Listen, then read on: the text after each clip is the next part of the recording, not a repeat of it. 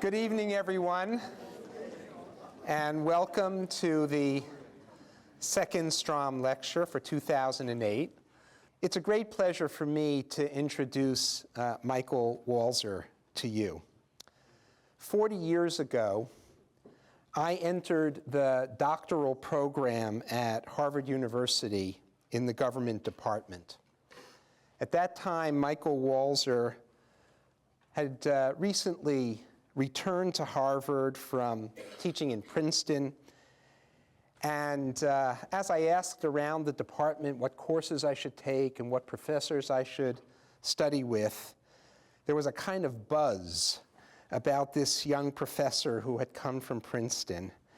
And I was told I should definitely take his graduate seminar. And I made it my business to do just that. And what an experience it was.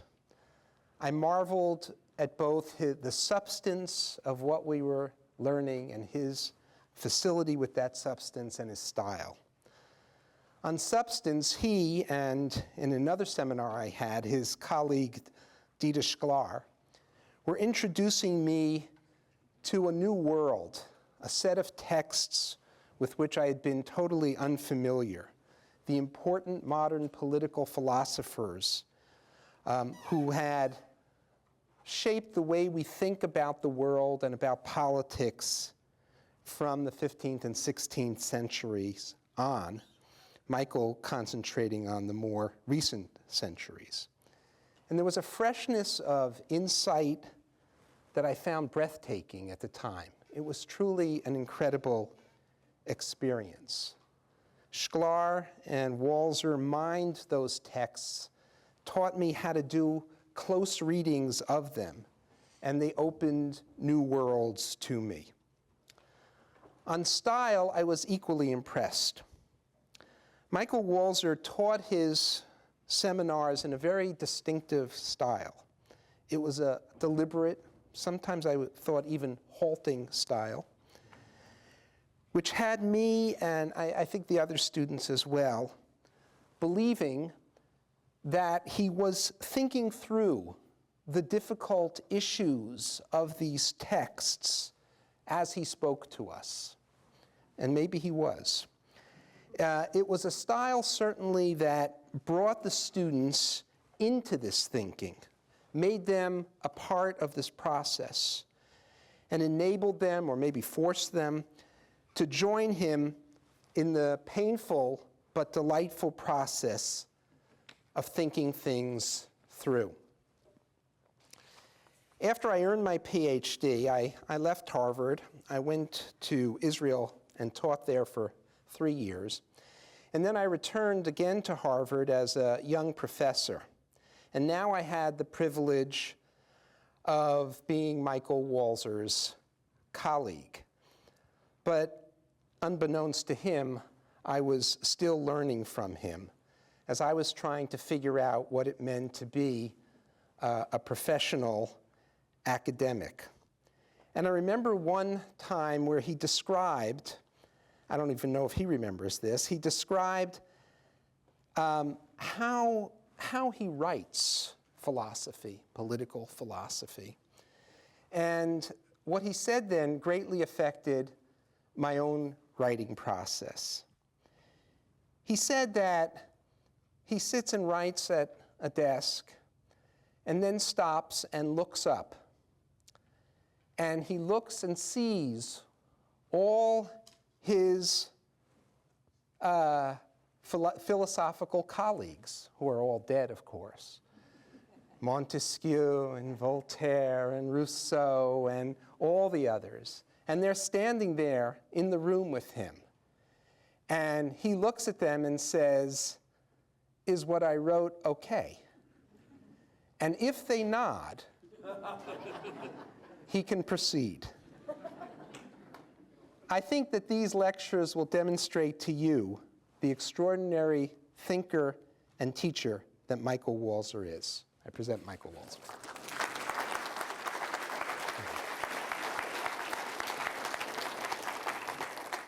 Thank you, Joel.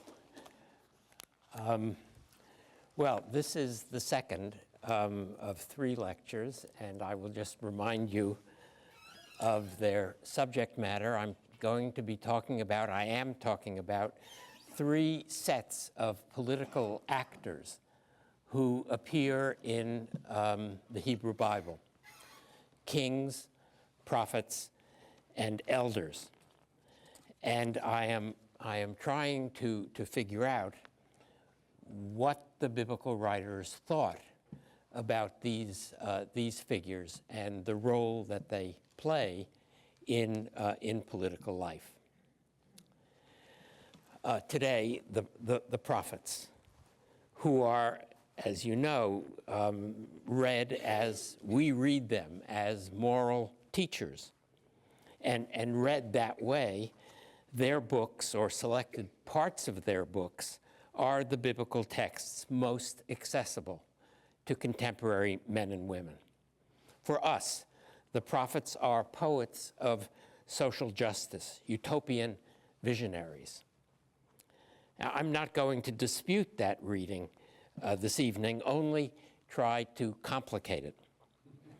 For prophecy was a political role in ancient Israel, and the importance of the role has as much to do with the way it was played as with the lines delivered by the players, though there are many wonderful lines.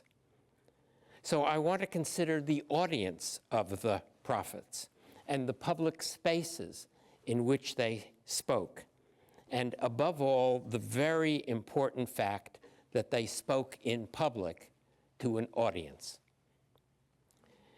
In a recent book about political morality, the British philosopher Stuart Hampshire argued that a certain kind of public speech is a universal feature of human societies. And this is what he says: wherever and whenever human societies exist, whether they are primitive or technologically advanced, issues of policy, political issues, will be debated in some assembly of chosen persons.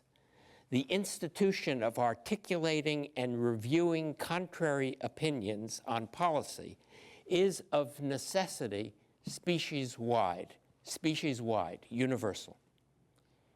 What Hampshire is describing here is deliberation, practical reasoning, the essence of politics according to the Greeks. So is there anything like deliberation in the Bible? Certainly the kings that I described last time had advisors, but we are told very little about what the advisors said or how they spoke. Mostly, the search for knowledge of God's will replaces discussions about human policy. Oracle replaces argument. Now, the Greeks also consulted oracles, but this was secondary to the processes of public debate and decision. I assume that there was debate and decision in ancient Israel too, of necessity, as Hampshire says, but we get only glimpses of the process in the biblical texts. The author of the post-biblical first book of Maccabees expresses admiration for the Roman Republic where, and I'm quoting, every day 320 senators constantly deliberate concerning the people.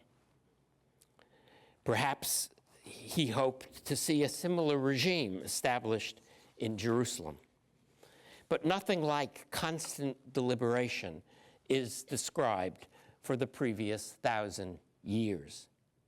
Samuel argues with the elders about the advantages and disadvantages of kingship. Absalom, David's son, David's rebellious son, consults his advisors on the strategies of rebellion. Rehoboam receives the conflicting advice of the old men and the young men. There aren't many other examples. At best, this sort of thing is simply taken for granted by biblical writers. It's a background politics that doesn't arouse their interest. What is up front is very different. We read almost nothing in the Bible about assemblies and councils, though both probably existed, and there must have been conventions about the forms of speech appropriate within them. No doubt the elders of Israel spoke to one another. What they said, however, doesn't seem to have been recorded. We find instead a typically one-sided discourse that has its origin in divine revelation. God speaking at Sinai, Moses' orations in Deuteronomy, and prophetic declamation.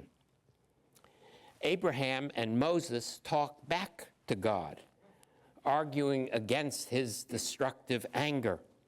Abraham for the sake of the people of Sodom, and Moses for the sake of Israel itself. The prophet Amos, reporting a vision in chapter 7 of his book, claims briefly to have played Moses' part, defending the people of Israel. No one else attempts a similar argument. When the prophets plead Israel's cause, they don't do so in a dialogue with God, nor do they speak independently of his instigation. Their claim to be heard derives from a previous claim that they speak the word of the Lord. The prophetic books, nonetheless, provide some of the most interesting, arresting examples of dialogue in the Bible. Samuel and Saul, Nathan and David, Elijah and Ahab, Amos and Amaziah, Jeremiah and Hananiah, Jeremiah again and Zedekiah, Haggai, and the priests. And much more of what the prophets say, though not deliberative in character, is certainly argumentative. We can readily imagine what the text rarely provides, and that is the opposing positions, the words that are not the words of the Lord. In the case of Moses, who is called the first prophet, the opposing positions, the murmuring of the people, or Korach's challenge, the opposing positions are actually recorded in the text. It's Moses' arguments that are mostly missing. Since he can call for miracles and terrible punishments, he doesn't need to argue. Later prophets have no such intimate connection with God and so lack anything like Moses' authority. They are commonly resisted, disputed, denied their title. And the prophet's title can only be vindicated by his words. Though other tests are proposed, and I'll talk about them, the true test is this: by his words shall you know him, by his eloquence, his poetic power, his argumentative skill.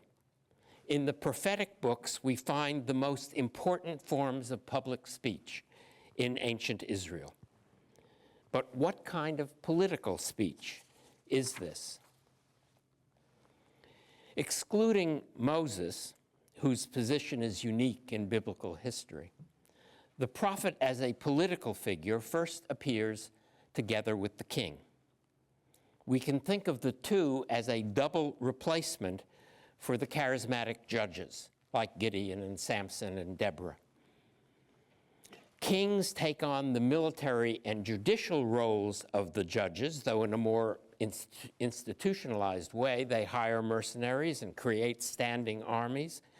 And though they don't often sit in judgment themselves, they seem to appoint or confirm the men increasingly likely to be professionals who do sit in judgment. And prophets take on the charisma of the judges, the immediate divine connection. The prophets are raised up by God the way the judges were, while kings, after David, are born to their tasks and raised at court. In the northern kingdom, where dynastic rule was never firmly established, new kings were anointed by prophets, or they were usurpers without legitimacy. But in Judah, in the southern kingdom, after David, there is a steady succession until the Babylonian conquest and exile. And there's a striking similarity in the appointment of David and of Amos the prophet. David the king and Amos the prophet. Here is God speaking to David. I took thee from the sheepfold, from following the sheep, to be ruler over my people. And here is Amos reporting his appointment. And the Lord took me as I followed the flock, and said unto me, Go, prophesy unto my people. But David is the last king so taken, while Amos is only the first of a series of prophets who have left a written record of the moment when they were called by God. Though there were court prophets and there were temple prophets, prophecy is not an office, it is a calling. Each prophet is individually called. There is no prophetic covenant like the priestly covenant with Aaron and his descendants, or the royal covenant with David and his descendants. Hence, there are no prophetic genealogies. Mostly we're given only a father's name, sometimes only a place.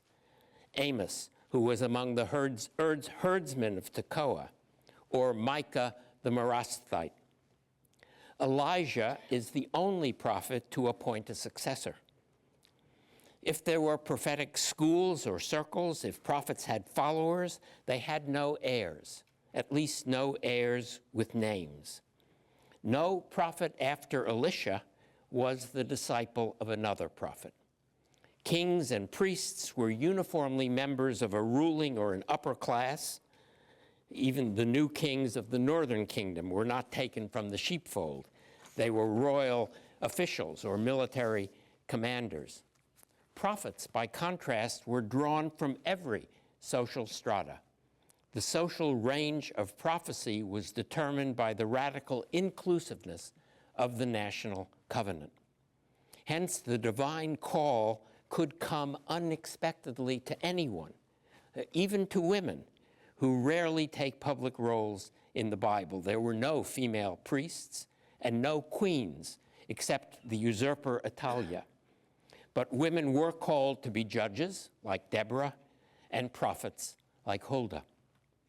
This means, of course, that anyone could claim that he or she had been called, and it also means that any claim could be disputed. But what were the stakes? What was at stake in the disputes? The prophets of Israel made no claim to rule the country, nor did they ever organize anything remotely resembling a political party or a movement or even a sect. When power is at stake, strict standards of legitimacy are normally worked out, and so kingship and priesthood were subject, at least in principle, to genealogical proof. The standards were looser for prophets, no doubt because the stakes were lower. The prophets demanded only to be heard, and there's no reason to doubt that significant numbers of them were heard, listened to, though not necessarily hearkened to, in the centuries that stretch from Samuel's time to Malachi's. Kings, no doubt, chose their favorite prophets, in much the same way that presidents and prime ministers choose their academic advisors today. The kings wanted favorable forecasts, just as their contemporary counterparts do. And this seems to be what prophets had to offer. The crucial asset that they derive from their calling is the ability to read the future. And so if they cannot make policy, they are indispensable advisors to policy makers. But their advice, again, is always disputed. Deuteronomy chapter 18 provides the official standard by which all these disputes about callings and foretellings are supposed to be resolved. And it is the obvious standard.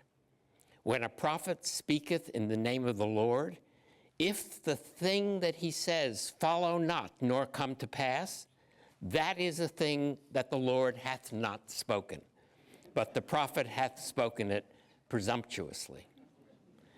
Now, that isn't much help at the moment of prophecy.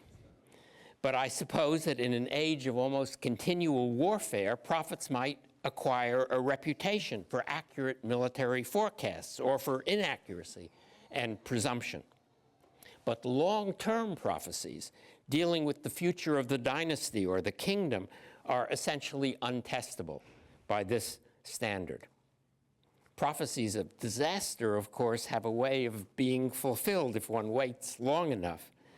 And it may be that prophets like Amos were remembered, their words preserved, and then finally canonized because of fulfillments of this sort. I suspect, however, that the Deuteronomic test worked only in the short run and was probably overridden even there often enough by the king's preference for favorable oracles. And there were certainly prophets ready to provide what the king wanted. Consider the story in the first book of Kings, chapter 22, about Ahab, King Ahab of the northern kingdom, and his 400 prophets, all of whom recited in unison whatever the king wanted to hear. King Jehoshaphat of Judah, Ahab's ally in a war against the Syrians, was skeptical, apparently, about such recitations and asked for one more prophet, a second opinion.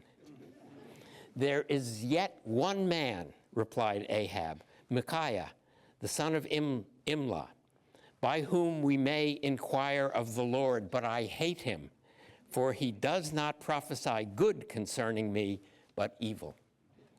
Micaiah is called and prophesies defeat at the hands of the Syrians. The kings march into battle anyway and are indeed defeated. From this case, the rabbis derived another standard of prophetic reliability. The authentic prophet speaks in his own voice and his own manner. Beware the multitude of prophets, all of whom say the same thing. Unanimity is a mark of inauthenticity. But this standard is best applied to prophets who speak at length and in public. Micaiah himself, like other war prophets, has very little to say and nothing at all of larger political significance. What makes prophecy truly significant is not the oracle or the military forecast, but the moral admonition. And these two are connected, for admonitions can be understood as conditional oracles. You, the king, will lose the war, or your dynasty will fall, or your kingdom will be destroyed, so speaks the prophet in God's name, unless you repent for this or that sinful action and cleave henceforth to the covenantal law. Now the prophet is less foreteller than critic, and he will have to speak in his own voice, for the critical role requires courage, which most of his fellow prophets, like Ahab's 400, clearly lack. And since the people he is criticizing won't want to listen, he will have to insist upon his calling and find some way to vindicate it. But there's no way to prove that his words are divine except to speak them divinely. The prophet is in practice dependent upon his eloquence. We can see this eloquence even in the case of court prophecy, which can be dramatic and powerful at the same time as it is brief and unelaborated. Thus, you'll remember the story of Nathan, the prophet, who comes to talk to David after his affair with Bathsheba and the murder of Uriah, Bathsheba's husband. And he tells David a parable, a story. And the culminating line decoding the parable is, "Thou art the man. You are the seducer and the murderer." Or you'll also remember Elijah's confrontation with Ahab after the murder of Naboth and the seizure of his vineyard. "Hast thou killed and also taken possession?" But eloquence rises to its occasions and the decisive occasions come when the prophet leaves the relative privacy of the royal court and speaks at large to the people. The great poetry of the prophetic books is spoken in public. The books themselves were probably added to and revised in the course of oral or written transmission, and some of the specific foretellings may have been amended so as to meet the Deuteronomic test. But even today, when many of the references are unclear and many lines obscure, the prophetic writings are best read out loud. At the time they were spoken, they were also contested out loud in public by other prophets, by royal officials, and even by ordinary Israelites. Some of the contestations are recorded or described in the prophetic books. Only occasionally, however, do we hear two or more voices. The priest Amaziah, as well as Amos, I'll talk about that, the enemies of Jeremiah, as well as the prophet himself. More often, we have only one-sided denunciations of other prophets who are called conformists, flatterers, and time servers. They speak the smooth words that, says Isaiah, the people want to hear. And sometimes the smooth words actually come true, as in the victories of Jeroboam II, foretold by Jonah, the son of Amittai, a contemporary and probably an opponent of Amos. And when the smooth words come true, their speakers are not without credibility as prophets. At the same time, the cacophony of prophetic voices, the endless disputes, must have generated a considerable distrust, so that our prophets, the authors of the biblical books, repeatedly dissociate themselves from the whole enterprise. I was no prophet, says Amos, neither was I the son of a prophet, but I was a herdsman, and so on, taken from the flock. These words from the first of the literary prophets are echoed by one of the last, Zechariah, who seems to warn his listeners against Amos's strategy of dissociation. And it shall come to pass in that day, says Zechariah, that the prophet shall be ashamed, every one of his vision. And he shall say, I am no prophet, I am a husbandman, for they taught me to keep cattle from my youth.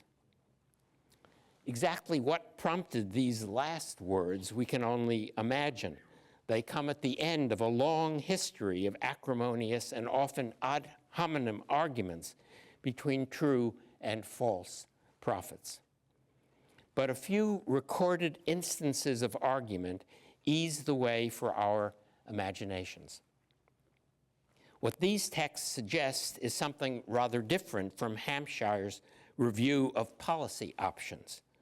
Though policy was at stake, and mostly foreign policy, that is, whether to march to war or join a military alliance or negotiate a surrender, the immediate focus was always on the prophet's credentials, his divine authorization, and not on the policy issues. Because if he really spoke in God's name, there was no point in arguing with him. There was no point in soliciting other opinions. But could someone who prophesied disaster for God's people possibly be speaking in God's name? This is the form the arguments commonly took. Public speech, certainly, but a very indirect kind of deliberation. The authors of the prophetic books were fully engaged in these arguments, and there's no evidence, except for the preservation of their books, that the strategy of dissociation, the denial that they were really prophets, worked. They were undoubtedly prophets, a small group among the hundreds or possibly thousands of others. They spoke more truthfully, perhaps, or more eloquently, but they were of the same kind. Together with their opponents, they made the northern shrines like Bethel and the streets and courtyards of Jerusalem lively, if not yet genuinely political places. We don't know precisely when the prophets left the royal court and moved into the public spaces of Israel's cities and towns. Elijah and Elisha travel around the country, but they are more like miracle workers, legendary heroes, the disarmed successors of the warrior judges, more like that than public speakers. At least we have no record of their speeches. Amos is the first prophet of whom we can say with certainty that he delivered his prophecies to a general audience at the shrine of Bethel in the northern kingdom. He refers to earlier figures, unnamed, who tried to do the same thing and were silenced. But ye commanded the prophets, saying, prophesy not. His contemporaries, Jonah, son of Amittai in the north, and an earlier Zechariah in the south, were still courtiers, speaking, so far as we know, only to kings. Later prophets still had court connections, or some of them did. Isaiah advised King Hezekiah, and Jeremiah, who had friends among royal officials, was consulted at the very end, but not heeded by King Zedekiah. But these two and all the others now had another place. Run ye to and fro through the streets of Jerusalem. Stand in the gate of the Lord's house and proclaim there his word, says Jeremiah. Shrine and city, the street, the gate, even the temple court. The importance, I can't overestimate the importance of these new locations. When he spoke only to the king, the prophet was working presumably on the assumption that the king's decision was the only one that counted. The history books still seem to reflect this view. The fate of Israel as a whole is tied relentlessly to the failures of its kings. But when the prophet speaks in public, the working assumption shifts.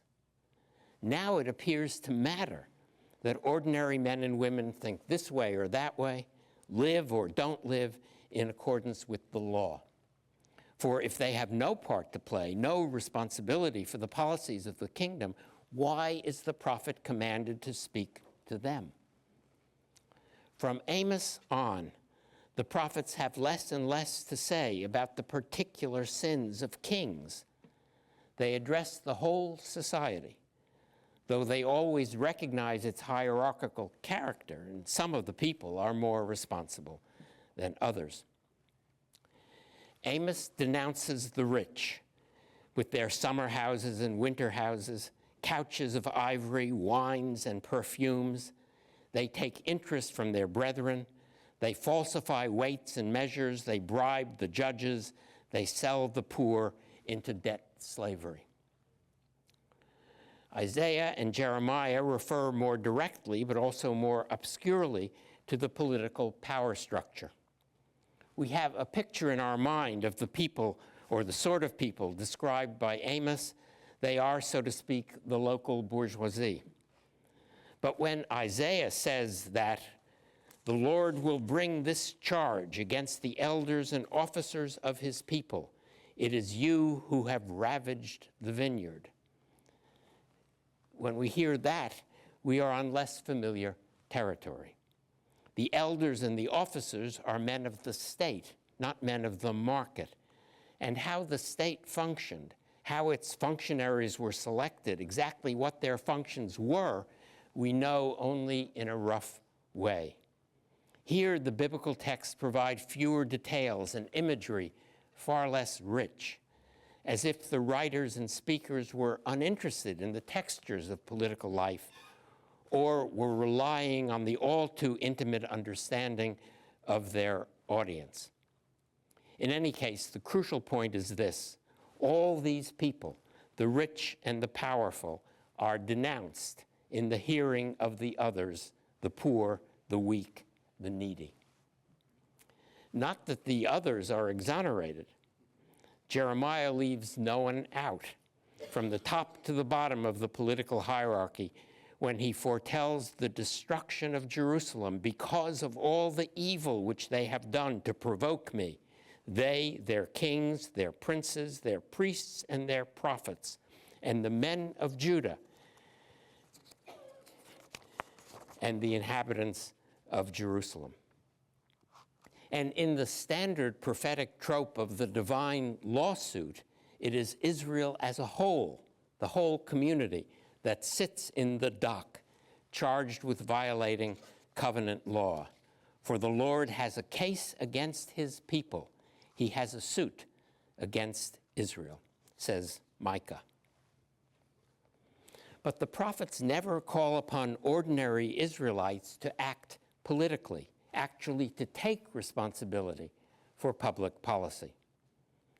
All that their indictment requires is a moral reformation, an end to idolatrous worship, fair dealing in the marketplace, Sabbath observance, compassion for the poor.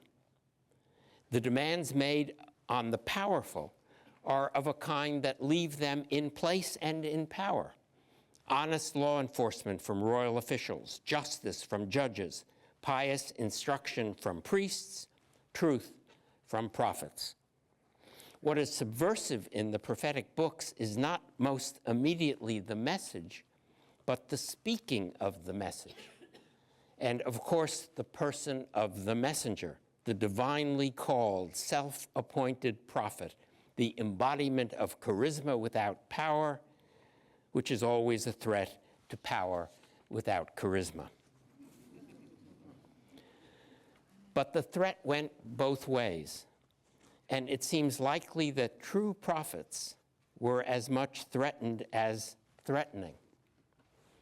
We can get some sense of their political impact, or lack of it, by looking closely now at two recorded confrontations outside the royal court between prophecy and authority.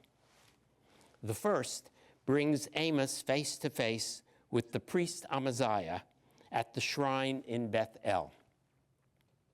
Amos takes the initiative uninvited. He prophesies the destruction of the northern kingdom.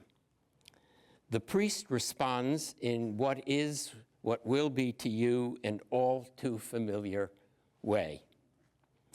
Then Amaziah, the priest of Bethel, sent to Jeroboam, king of Israel, saying, Amos hath conspired against thee in the midst of the house of Israel. The land is not able to bear his words. For thus Amos saith, Jeroboam shall die by the sword, and Israel shall surely be led away captive out of their own land. Also Amaziah said unto Amos, O thou seer, go flee into the land of Judah, and there eat bread and prophesy there. But prophesy not again any more at Bethel, for it is the king's chapel, and it is the king's court. Now, Amos answers Amaziah with the lines I've already quoted, denying that he's one of the prophets. That's not the way he earns his bread. Then, defying the ban, he prophesies once more in Bethel, foretelling this time the destruction of the priest and his family, and then leaves the shrine, or is forcibly removed. At least he is not reported there again. Amaziah's conspiracy charge was almost certainly false. Nothing in Amos's book or in any other of the prophetic books suggests so forward a political move. In any case, Amos is acting publicly, not secretly, in the midst of the house of Israel. Presumably what really worried the priest was the possible effect of Amos's oracles and admonitions on the listening people. But this worry, too, may have been misplaced. The land seems to have borne the prophetic words easily enough. We're not told how the actual worshipers at Bethel responded to Amos. They did not, at any rate, rally to his defense or protest his banishment, nor does he, responding to Amaziah, make any appeal to the people. Amos is not a popular tribune, even though more than any of the other prophets, he speaks out of a deep compassion for the oppressed. He is God's representative, no one else's. And had God sent him back to Bethel, he would have returned and accepted whatever punishment the king ordained, but conspiracy was someone else's business. Actually, there were prophets who conspired against kings. Ahijah had a role in the rebellion of the first Jeroboam against Solomon's son, and Elisha sent one of his followers, an unnamed prophet, to anoint Jehu and perhaps also to plan his coup d'etat. But these were not speaking prophets. In neither case, in fact, did they warn the king against whom they plotted, and they seem to have had no concern at all with the sins of elders, officers, priests, or people. In Amos's case, given his account of Israel's condition, it would hardly have helped much to anoint a new king. What was necessary was moral reform, and, though he never says so, social transformation, and for this Amos had no agents, or at least no new agents. He relied on the very people he condemned. The second confrontation that I want to look at is sometimes called the trial of Jeremiah, though what is reported in chapter 26 of Jeremiah's book, what is reported is something less than a formal judicial procedure. The prophet, standing in the temple court in Jerusalem, delivered a prophecy of doom for the temple and the city, holding open, however, the possibility that God would repent if the people hearken and turn every man from his evil way. As soon as he finished, the priests and the prophets and all the people took him, saying, "Thou shalt surely die." Jeremiah's crime, they believed or hoped, was false prophecy. The princes or officers of Judah, hearing of the incident, came from the palace to the temple and sat down in the entry of the new gate, sat down presumably in judgment in the entry of the new gate. The priests and the prophets repeated their charge, the people now among the listeners. "This man is worthy to die, for he hath prophesied against this city." Jeremiah, in turn, repeats his conditional prophecy, addressing himself to the officers and people. "As for me, behold, I am in your hand. Do with me as seemeth good unto you. Though if they kill him," he says, "they will kill an innocent man, for of a truth the Lord hath sent me." The officers and the people now support Jeremiah against the priests and prophets, and additional support comes from certain of the elders of the land who remind the assembly that the prophet Micah had also prophesied doom for Jerusalem and had not been put to death by King Hezekiah.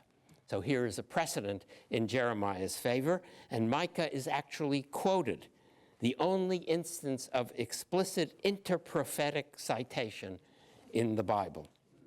But then another case is brought, another precedent, that of a prophet named Urijah, who prophesied according to all the words of Jeremiah, and who was fetched forth out of Egypt, where he had fled, and killed by King Jehoiakim. At this point, the narrative breaks off with a summary note that is not quite the report of a judicial verdict, and it ends like this: "Nevertheless, the hand of Ahikam the son of Shaphan was with Jeremiah, that they should not give him into the hands of the people to put him to death." Ahikam the son of Shaphan is an official of the palace. So it's an extraordinary story, unfortunately incomplete, whose exact meaning has been the subject, as you can imagine, of much scholarly debate. I want to make only one point, that though the prophet's speech is taken very seriously by all the parties who join in the discussion, his call for a turning away from evil is never discussed. The question of interest is whether this man, Jeremiah, speaks in God's name. What are his credentials? The political question, what ought to be done now in Jerusalem, is never discussed. The political question doesn't arise. Now, we can guess that it did, in fact, arise from the involvement of Ahikam, who was one of the reforming officials in Josiah's court, and who must have had a lively interest in policy matters. But even in Josiah's time, King Josiah, all that we're told about Ahikam is that he, together with other royal officials, carried the newly discovered book of the law, which we think is Deuteronomy, carried the newly discovered book to the prophetess Huldah for authentication. The question of interest then was whether this was God's book, not whether its laws made political or moral sense. Still, Ahikam must have been engaged in answering the latter question also, and he must have been, with Jeremiah, an advocate of reform, in opposition perhaps to the priests and prophets of the temple. But which evil ways, from which evil ways did Israel have to turn in order to escape God's anger? The prophets offer a full catalog of possibilities, and we can read their lists as programs, therefore as political arguments of a kind. But they don't suggest priorities or propose a strategic ranking. What the royal reformers finally chose as a turning back to the law, what they finally chose very late in the day with the Babylonian army nearing Jerusalem, was a turning away from oppression, a release of debt slaves. And the release was accomplished, interestingly, by a covenant rather than a decree. According to Jeremiah chapter 34, then King Zedekiah made a covenant with all the people to proclaim liberty. So Israel turned or returned to the codes of Exodus and Deuteronomy, apparently long neglected. When the Babylonian army was diverted by an Egyptian attack, the covenant was broken and the former slaves were forced back into servitude. Jeremiah immediately protested, and his words suggest that he was one of the instigators of the reform. But how the choice was made, who opposed it, apart from the slaveholders, and who supported it, and what they said at the necessary meetings, all this is concealed from view. It is not in our text. The trial is reported, the deliberations not. So the prophets were social critics, among other things, perhaps the first social critics in the recorded history of the West.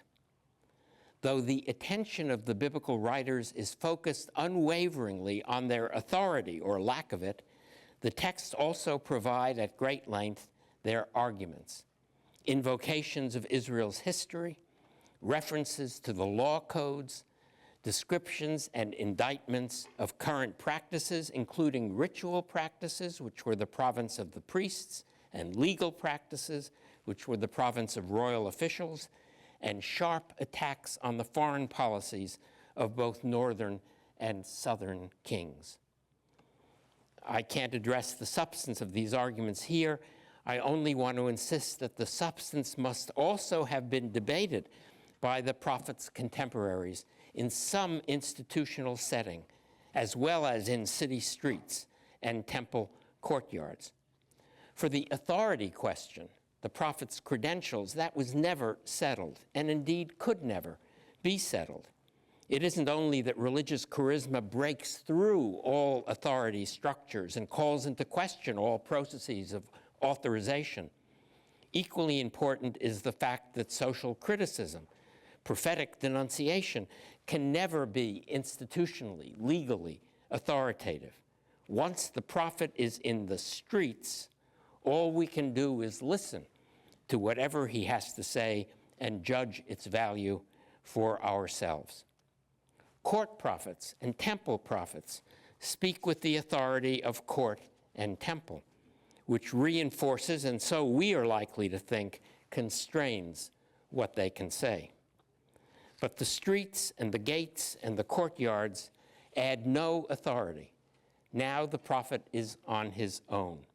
He has to convince us that his words are God's words, that his indictments are true, and that his reforms will work. I've already said that the prophet is known by his eloquence, but by eloquence here I don't mean merely his choice of words or the rhythm of his sentences. He has to use language in a way that engages the mind and touches the heart of his listeners. He has to remind them of what they know, evoke their own historical memories, play on the nerves of their commitment, their guilt, their hopes for the future. Eloquence is a cultural, not even primarily, a linguistic phenomenon. But the culture on which the prophets drew, whose resources they deployed, was a religious, not a political culture. When kings and prophets divided the functions of the charismatic judges, the kings took on the political work, for which there was very little cultural support or reinforcement. Even David and Solomon, the great kings of Israel, even David and Solomon are celebrated more for writing psalms, cultivating wisdom, and building the temple than for organizing, expanding, and running the state. The prophets became the representatives of God in the world, with no practical tasks except criticism. They spoke for the tradition, a history of miraculous interventions, a covenantal law divinely revealed. The more they stressed the miracles and the revelations, the less value there appeared to be in the work of kings.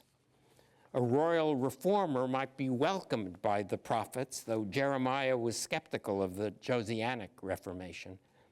But a serious alliance seems unlikely. No prophet, once prophecy had emerged from the court into the streets, showed any interest in the politics of reform or any readiness for the compromises this might require. Their unreadiness, indeed, was what made them so radical. But theirs was a fiercely anti-political radicalism. Prophecy was a kind of public speech that militated against deliberation. The word of God overrode the wisdom of men. They speak words, declared Hosea scornfully, meaning mere words, human words, the politic speech of the rulers of Israel and their courtly advisors. They speak words, they swear falsely, they make covenants, and judgment springeth up like a poisonous weed in the furrows of their field. The judgments of the prophets were entirely different because their words were the words of the Lord. Thank you.